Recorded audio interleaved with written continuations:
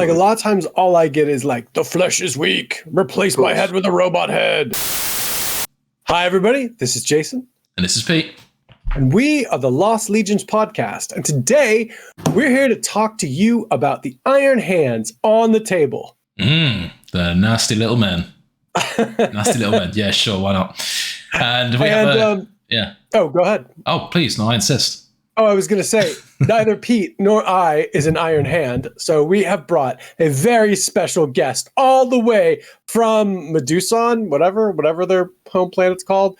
From Clan Willistan, we have Will. Clan Willistan, baby. Oh, thanks for joining us, Will. Yeah, thanks for coming on. Thank you very much for having me. I've had my ocular org ethics fitted, so I am the first step to becoming a real-life Iron Hand. Yeah. No longer wearing glasses, right? That's the first time the world will see all like 1 million viewers. Yeah. True. I freaked out Pete the other day when I took off my ocular alchemetics. He was quite impressed with it. I don't think I've ever seen you without them, Jason, either. Oh my god! It's a sight to behold for sure. Well, let's kick this off before everyone gets too bored with our antics. So let's just kind of talk to you about what attracts you to the Iron Hands. Will, why do you like the army?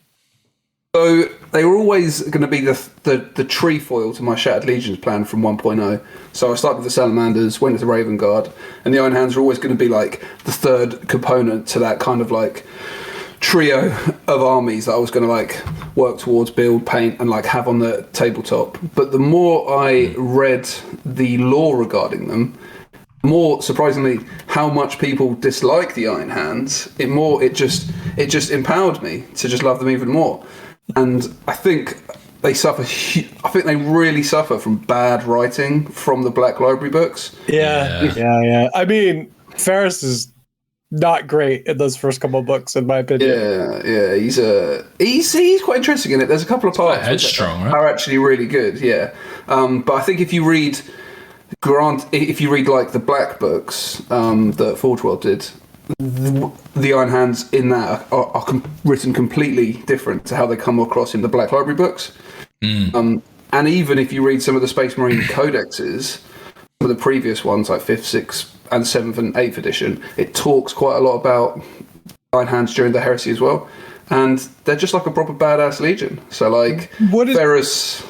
Sorry. Yeah, like Ferris during the Great Crusade was like one of the like top dogs. He was like one of the like generals, like him, Horus, Lion as well, and he was given quite a lot of like autonomy to conduct the wars in his way. And even in the Ferris Primarch book, that was the big clincher. Actually, that's the one that really like cemented it for me.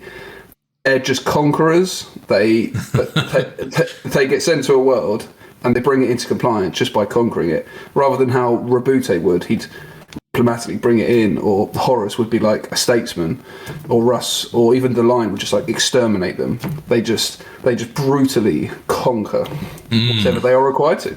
So, what would be the biggest? This is actually when you were talking about this. What is the best fluff that you can think of for them? Like, what's the best source? Which one do you like the most? I really like the Black books. So the first three, especially, or actually going up even into book 6 as well, the one that's about the like Shadow Wars. There's some really interesting lore in that about the Iron Hands as well and how they operated like after Isman 5.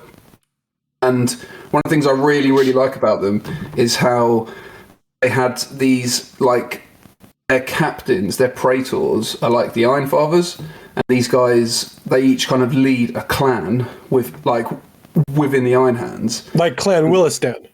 Yes, Clan Destroyer. Yeah, no.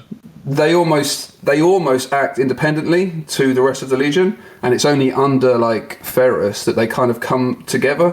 And what Ferris really encouraged amongst the Legion was like competition between captains and between officers within the Legion. Like he encouraged dissent, and he'd want them to almost like fight against each other to bring out the best of them. Yeah. And as a result, it really shows how how strong they are as a legion under Ferrus, and even operating separately. And I think that translates really well into after Ferrus's death. This sounds really a lot of people don't understand. Like, a lot of times all I get is like, the flesh is weak, replace my head with a robot head. Yeah. And like, you know, that's kind of boring to me, but sort of like what you've sort of described is this like kind of jocular competition sort of refereed by Ferrus, where like the different clans are competing and they're just becoming like better as they sort of compete against each other, and he becomes sort of like, you know, their leader. He's like their Khan almost, right? And you don't get that a lot, I think, in a lot of the fluff. So it's interesting to kind of see you who's dug into it. So your opinion. You definitely don't feel that on the tabletop either. I would say like playing the, you know, the occasional Iron Hand army. I don't feel that playing against them, right? Which is interesting. What about your interesting as well? What about your hobby side of it? Let's switch gears a little bit. What's your how do you find the hobby side of it? You know, picking them up, and what's your scheme like? So I really enjoy it personally. So the scheme that I've gone for is like it's a Vallejo shifters range, I think is the line of products, and it's essentially like a 2-3 tone color. So in one light it's a bit green, in one light it's a bit blue, and in other lights it's a bit like metallic-y black. And then silvers, bronzes, oils. So it's quite a simple scheme to replicate. Once you actually get to it, it's quite easy to replicate. But I think it really pays off on the tabletops, because they come across as this really dark, grim, like oily, as everyone always says, mechanical kind of aesthetic to them on the tabletop. And then offset with like some lightish brown bases, it really helps them pop. They look great, man. I've seen them a number of times, obviously. They look great. And I've like, what I did with these guys opposed to like previous legions is everyone's converted. So funny enough, use a lot of cogs and almost Mechanicum-esque products to really make them unique and different to just like a generic Mark 6 guy, I suppose. Right. And I think it's come across quite well. So. Yeah, definitely, dude. It looks sick. So what kind of armies you're running, and like how are you using like the Legion trait? So Legion trait it's a pretty good Legion trait as far as in comparison to the others go. It is essentially -1 strength for shooting against them. And that converts to like infantry, cavalry, dreadnoughts, and things like that, but it doesn't convert to tanks.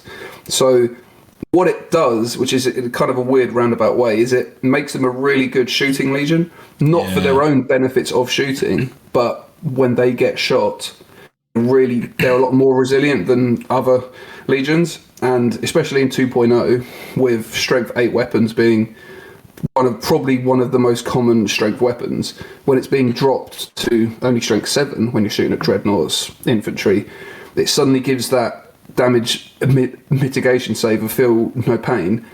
It adds so much more. It just makes them even more resilient and even tougher. And if you're shooting heavy weapons at them, they get saves, feel no pain. If you shoot small weapons at them, they get wounded less. Right. And I found that they're, especially with their unique units, they are essentially, I like to play them kind of like a really heavy legion. So lots of heavy unit types, almost slow and like attritional based, but just over like vast amounts of firepower, as well as a few combat units in it as well. Dreadnoughts play that role beautifully. And then with all the like and with the plethora of grav weapons as well that they have, they're really good at dealing with armor and automata and dreadnoughts, as well as being able to deal with everything else as well. What rights of war does this kind of like the resilience and stuff let you kind of run? Like, what do you gravitate towards? What's good? So I've really been enjoying, up until fairly recently, I've been running a lot of Head of the Gorgon, which is I suppose it's the more common of the 2 rights of war that they have. And what I really like about that right of war specifically is one of the benefits it provides is you get stubborn in your deployment zone. And as we've all found, especially with this new edition, night fighting, fear, and all these mechanics to reduce leadership, Iron Hands, they're very happy to sit in their deployment zones in this right of war and just and just exist and just makes you play into that quite a bit, doesn't it? I guess, yeah. Of course, yeah. But then in the same Right War as well, one of the other benefits of it as well is tanks gain the outflank rule. So I've used that quite good effectiveness in some games, that you kind of have your defensive line, but it gives you a lot of mobility with just rhinos, even like battle tanks as well. Yeah, you can almost pincher the enemy legion. Does it work with transports too? So you can just send your transports outflank? Yeah. So any vehicle with a tank type benefits from that rule. So that's brutal. That was really good. Yeah. So a hammer and anvil style. That's cool. Exactly. Yeah. So conversely, though, what doesn't work? What would you steer people against? And I think this is an interesting question too. So I found that combat is, if you can get them into combat, their legion trait gives them nothing, pretty much, and they don't really have any like really good combat units. So they can still take command squads and terminator squads and all the units that everyone else can, but their unique units aren't very combat orientated. Both of them are almost an amalgamation of both shooting and combat, and they both do neither amazing, but they do both kind of okay. Just a strange thing about them. They're really interesting, aren't they? For sure. And I think I haven't played against what's the term? Is it the Gorgons? Is it the Gorgons? It is, isn't it? I haven't played against them yet. I don't think you ran them against me when we've played. Well, I mean, I've never gotten into combat with them. That's for sure. I've only recently finished them, so I guess you haven't used them. Playing with them. Okay. So. Oh, that's cool. So what about let's have a little chat about the special weapons, the grav weapons that they get access to. Because I personally think this is one of the nastiest units in Heresy with the way it works now, right? Yeah. Tell us a bit about those grav shredders. Of course. So when you initially read their entry in the Liber Astartes book, they've got a Primarch and 2 special units, and you feel like that they actually don't have a lot. But when you start reading into their war gear and their rights of war, suddenly they almost go from having 2 special units to almost 5 or 6 special units. So one of two of the pieces of war gear that they have is access to Ferrous developed advanced graviton weapons. So classically, in any generic legion list, graviton guns are a heavy weapon. It's also a blast. But what Iron Hands have access to is they have essentially grav shotguns. So which it literally cool. is, isn't it? Yeah, that's actually really cool. So, when you unpack that, that's actually fucking awesome. So they're only 12-inch range, but they're assault 2, and they're graviton with concussion, all that other stuff as well. So they're really good on a support squad. You can splatter them in amongst other units as well. Any unit that can take a graviton gun can also take a graviton shredder. If you take Head of the Gorgon, you can give them to support squads. Suddenly, you can have outflanking support squads coming into the enemy's rear lines, where they're Scorpiuses, where they're Predator tanks or whatever. Yeah. And you can really pinch enemy armies with it. Yeah. And then it's a really good deterrent as well if the enemy's got dreadnoughts. Because obviously Haywire auto wounds on a 2+ without any armor saves. Yeah. Only invols, so they're really good for that sense as well. And then one of the other options they have is a graviton pistol. So you can replace a plasma pistol for the same cost as a graviton pistol. And it's essentially a 12-shot, 12-inch one-shot Haywire gun. Haywire pistol. But this leans very heavily into a Moritat, as an example. Oh, yeah. Yeah, so the fabled Gravitat. The Gravitat, yes. I've heard the rumours. Yeah. So this guy, he can take 2 Graviton pistols. They don't have gets hot like plasma pistols, so you just automatically get 12 shots. And obviously he's BS5 because he's a Centurion. Look at Jay's face. Hitting on 2s. Yeah, so he's like hitting on 2s. Tanks or dreadnoughts just wounding essentially on 2s with no armor saves. He also comes with Scout, so he can outflank as well as be aggressive. So what I've been running him with is just a jump pack, either with a unit of Immortals, which are another special unit from the Iron Hands. They have. Can you run him with Immortals though? Doesn't he have the thing he only lets him run with destroyers, or is it bitter duty? He does have that rule, but Immortals also have that rule as well. Interesting. Okay. Yeah. So what I found really effective is you have this big block of really tough breaches. Like they come with Feel No Pain built in. They're Iron Hands as well. And he can sit in there, and he can just wait until the enemy comes into range, and he can just jump out, shoot the pistols off, blow up a dreadnought, kill a tank, and then what I've also found as well is people with dreadnoughts generally return fire against him. Yeah. If they have like a multi-melter, he's not instant killed by multi-melter. He's strength 7. God, so yes. Suddenly become really annoying to get rid of, and they're really effective at dreadnoughts, armor, and automata. You brought up Immortals, so I just kind of want to like have you touch on how are the Gorgons and the Immortals just in general? How are the special units? Cool. So the Immortals are pseudo breachers. They're like an elite unit of breachers, and their lore behind them is they, within the Iron Hands, when you fail your job or you become too grievously injured, you kind of get consigned to join the ranks of the Immortals, and they're kind of like the Saga Mazan from the White Scars in that sense. They're seeking justice or like repenting for their sins through death. Okay. And they're a lot more augmentic than usual Iron Hands, so they come with Feel No Pain inbuilt. And these guys are quite cool because the whole unit is just leadership 10 and stubborn, even the just rank and file guys. Oh, really? Wow. Nice. So they're really annoying to get rid of, having the 5 up, as well as being an Iron Hand and being heavy as well. And then if you take the Rite of War, which makes them troops, they gain Heart of the Legion and line. Suddenly, they're getting on an objective. They're stubborn 10. They've all got Feel No Pain built in, which then Heart of the Legion increases to a 4+ if they're on an objective, and they're scoring. So they just become a really, really annoying unit to get rid of. You can give them Volkite, you can give them chainswords, and they have 2 attacks base. So they're not bad in combat as well. Like 2 attacks base with a chainsword, it isn't anything to be whiffed by. Yeah. And then if you give them all Volkites, they suddenly become just like a Volkite Tomb Squad, which is really cool as well. Yeah. Fuck yeah. They're actually really cool. I like, out of all the things you've said, and I really hate the Iron Hands, but of all the things you've said, everyone does. Yeah, all the things you said, I really like the idea of the Immortals. They sound really, really fun. Yeah. And their backstory's fucking cool, right? Yeah. So then the other unit is the Gorgon pattern Terminators. So these guys are based on, prior to Ferrus dying, he developed this new suit of armor, which was Gorgon pattern Terminator armor. But he never finished developing it. So they're in this weird kind of like in-between position where they're not Cataphracti nor they're Tartarus.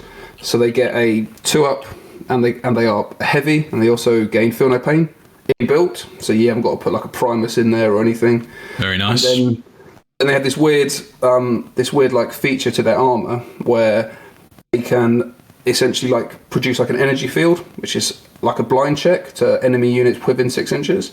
So when you shoot them on a 4+, they could do a blind check to you if you're within 6 inches. But they're only weapon skill 4, which is the absolute thing about them. So the way I see them is like, if you're going to take Terminators in an Iron Hands army, you're better off just taking a unit of Gorgons, because they're just better normal Terminators. Yeah, makes sense, doesn't it?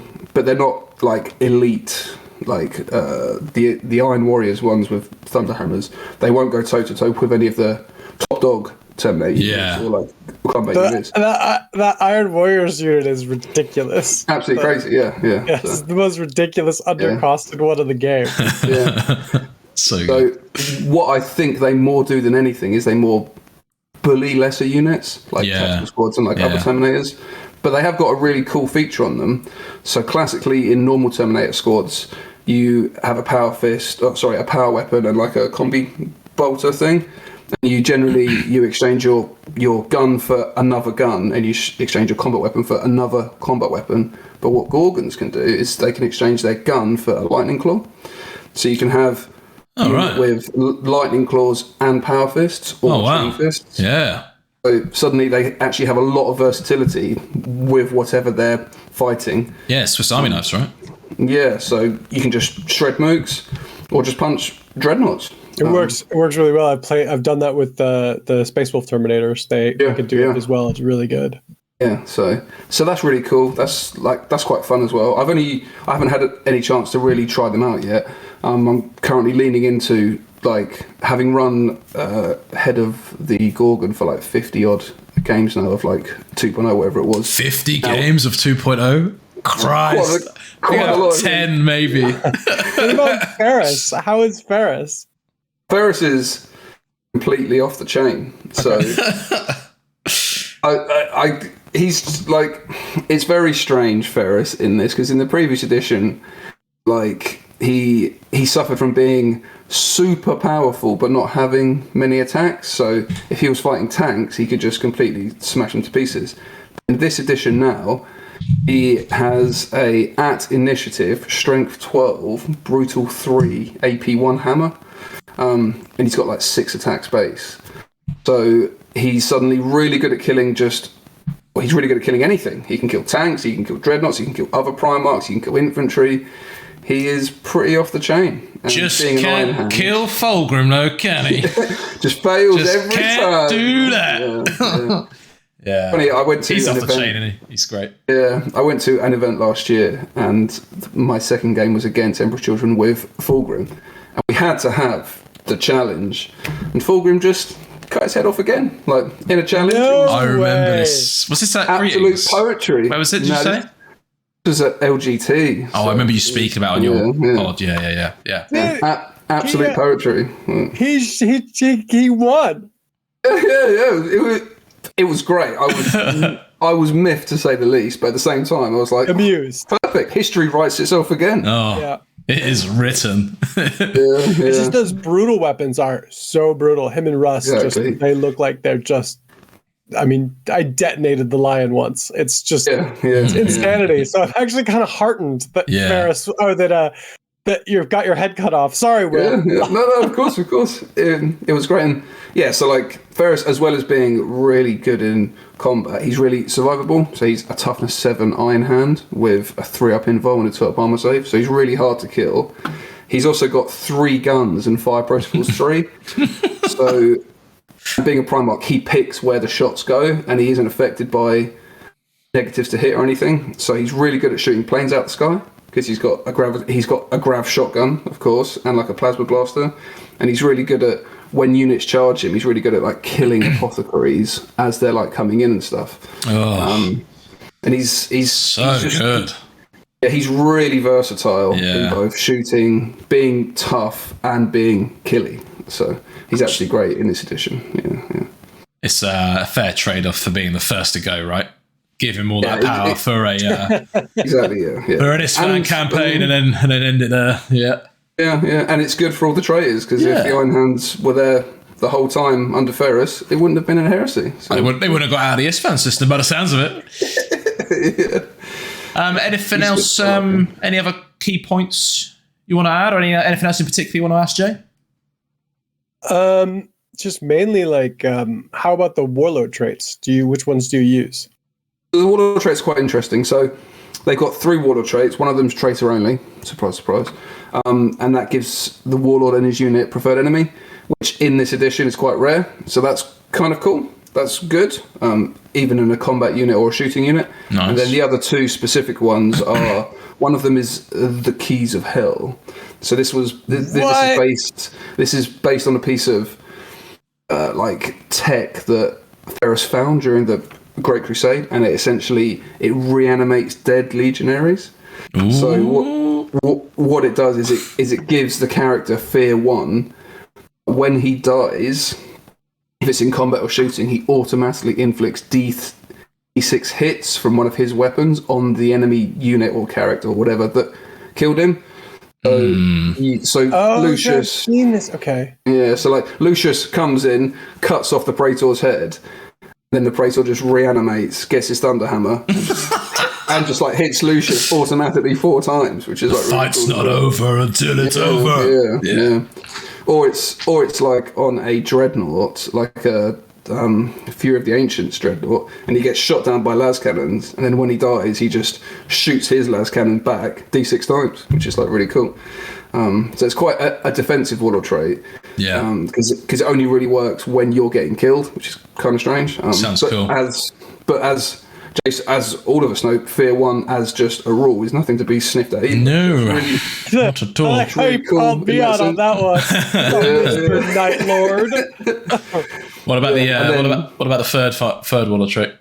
So the third Warlord trait is called Silver Iron Will, and this is really cool. This Rite of War. Sorry, this Warlord trait, because it makes you essentially immune, kind of like a Primarch, to any statistic change on your profile. Oh, okay. So that's cool. You can't have your leadership modified. You can't be blinded. You can't be rad grenaded. You can't be rad phased. You're completely immune to all of that, you and your unit. But as a result of that, you can't make reactions in the shooting phase. Sorry, in the movement phase. Yeah. So you're really tough. You're really hard to get rid of. Leans more into a static really gunline force, right? Yeah. You're not affected by fear either, right? I'm unaffected by fear. I'm unaffected by anything. Yeah. Which is really, really cool. But you're not fearless. So you, in theory, you can still get pinned if you roll an 11 or a 12 or whatever. It's like ghetto stubborn on everybody. Yeah, it's like super stubborn, I suppose. Yeah. 1 point less than fearless. Just put it on a herald. Just run your herald as your warlord. Yeah. Screw a Rite of War. This is the man that does not run. Yeah. What I've seen seems to be quite common is one of the other like Legion upgrade unit things they have is a Ironfather. So you can make a Praetor an Ironfather, and he gains loads of gear. He gets like Feel No Pain built in. He gets a Cyber Familiar. He gets a Masher Nator Array. He gets all this stuff. You give him that Warlord trait as well. He's suddenly like a 2-up, 3-up, Feel No Pain. Kind of any statistic lowered except wounds and like that. Yeah. And he just becomes like a true embodiment of just Ferrus, of just this like implacable guy that just won't ever subside, won't ever roll over. Will just always fight you to the death. That's amazing. Just cool. Yeah. Cool, man. Yeah. Thanks, You're more than welcome to them. Yeah, that's is there amazing. any final words of wisdom that you'd like to leave with the potential Iron Hands players? So what I would say was, don't judge them solely on the Black Library writings of them. Really try and read other sources, because there's a lot to them. I haven't even touched on some of the other things as well. Like the whole like flesh is weak thing. A lot of people see it one way, but it's actually the complete opposite way that you kind of think it is. Yeah. And I think they're a super, kind of like all three of the Ispan 3 Loyalist Legions, I think they're written from a Black Library perspective quite poorly. Actually, like all three Legions, they're absolute badasses.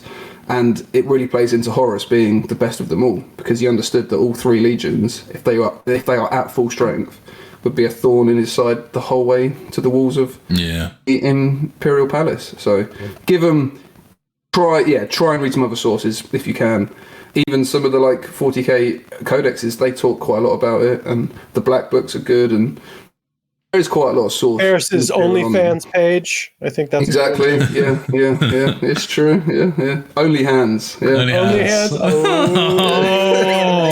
no. Yeah. Oh well. On that note, it's been an honour having you on.